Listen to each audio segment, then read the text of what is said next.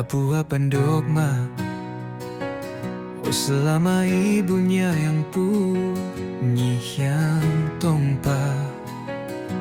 Cenyinya yang nyak-yang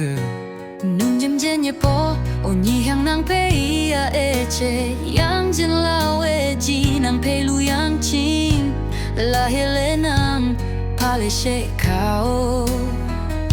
Shak lai ching nyi yang như nang pe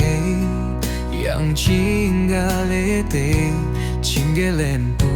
chang pu Lu piang ma mang yong mai ka tu pu Onyi hean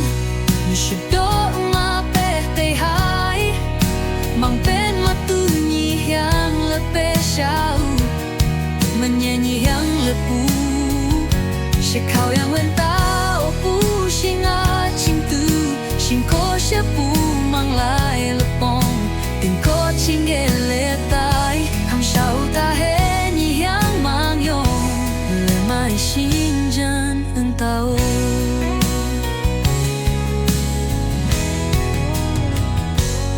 Nyi yang nyu alin todok tao ưng po mang ma ching mai le xin po